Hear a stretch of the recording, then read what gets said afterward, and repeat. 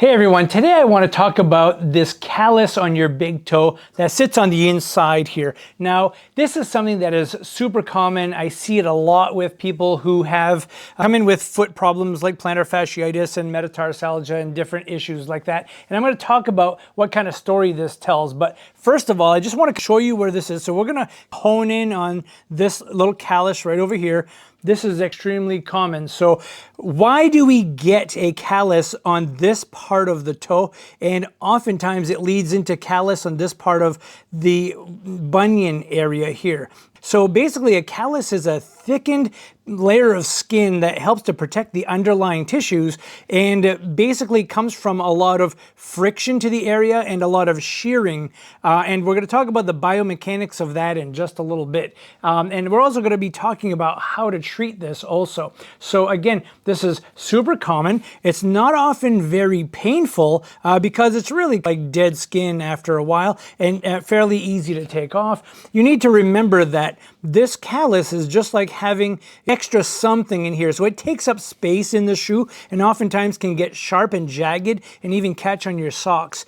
So what we're going to do here is we're going to break for a second. We're going to get onto the floor. We're going to show you why this callus happens, and we're going to talk about a few treatment techniques to help lighten it up a little bit and help to prevent it from getting worse. All right, now what I want to do is talk about why a callus on the inside of the toe here and on the inside of this bunion paints a picture. It tells me a story about how the patient is functioning when they're walking and when they're moving. So it's extremely common to have more of a callus here and here on the longer leg. The longer leg typically will collapse more, and you'll see in a second why that's a factor and why this will become more calloused.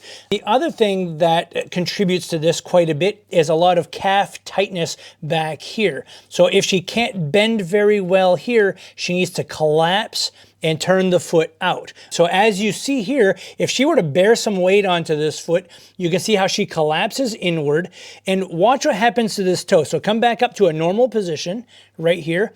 I'll go ahead and bear the weight, and you'll see this toe turn. And here, what's going to happen is she's going to spin off of that, cause some friction and some shearing to this area. And not only will that happen, but the big toe is going to start to push inward and cause a valgus toe position. So this is something that is quite common when somebody has a flat foot, a tight calf, and they just are collapsing like that. So the first thing I want to do with these people is I want to take an orthotic and put it right here and try to keep this subtalar joint as neutral as possible and support this side of the arch. So instead of the foot collapsing downward, we're now coming straight over the toe, and the toe is going to push back this way rather than curl and go inward.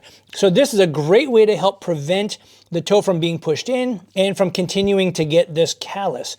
But we have other things to address, like tightness in the calf and tightness in this big toe. So we're going to talk to you about that next. All right, a couple other things that we need to consider when we have this callus on the inside of the toe here is getting rid of it, because taking a penny or a nickel and tying it to or taping it to your toe, it's taking up space, and you see that with other calluses in other areas. So what we want to do is just trim this down. Now you need to remember that if you are diabetic or you have some poor blood supply to your leg, you need to be very cautious. So seeking out some professional attention for this can be helpful. If you are going to take it down, using something like an automated pumice stone like this, that's very safe, and you can put it right on that area and break down some of that callus so that it's nice and smooth.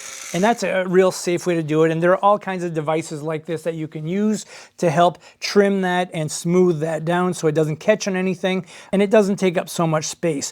The other stretch that we would like to do now at this point is to get this toe to push straight back just a little bit better in combination with stretching the calf muscle. So I like to take a nice long towel like this and bring it underneath this calf so that holds it down. This part comes over the top, and we pull back to stretch the calf and also down to get this big toe stretched a little bit. There's a long tendon that comes down and around the leg, the flexor hallucis longus, that needs to get stretched. I like to do about 5 of these for a 30-second stretch with about a 10-second rest in between and get a nice solid pull in there. And that can also help the foot in regards to walking be a lot straighter and not turn out to the side because of the tight calf. So next what we're going to do is we're going to talk about how to more aggressively stretch the calf, which is a bigger factor here. Now for those of you who know me, you know that I'm an avid calf stretcher. I love to have people stretch, and the reason I do it is because I have a lot of experience with treating patients who have plantar fasciitis, Achilles tendonitis, metatarsalgia issues, these callus problems. And when I set them up with custom orthotics, and it takes 2 weeks to get that orthotic back, what I have them do slant board stretches, which is super important, because if we can decrease the amount of pull at the calf, the forefoot doesn't take so much of a beating, it doesn't hit the ground so hard, and this big toe isn't going to want to go inward as much or outward this way. And so what we do is we keep the knee straight, we lean forward while on a slant board, and we get this really nice stretch back here for 30 seconds. We do 5 of these. I like to do 3 to 4 times a day, and I like to do this on a daily basis. Most people that come back for that custom orthotic down the road will say, my foot already feels better. I have less pressure in the ball of the foot. I have less pressure in my arch. My Achilles feels better. I'm able to go downstairs better. I'm able to squat better. All right. And a lot of people who do this stretch have a lot less cramping back here. So I always do this with people who have this callus in this area because most of them have a very tight calf. So this is how I like to do a calf stretch. Lastly, I want to talk about shoe wear when you have a callus on this inner part of the big toe.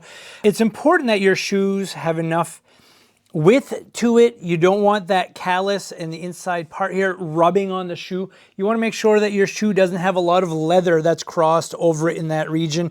You want to make sure that the base is fairly solid and not too sloppy.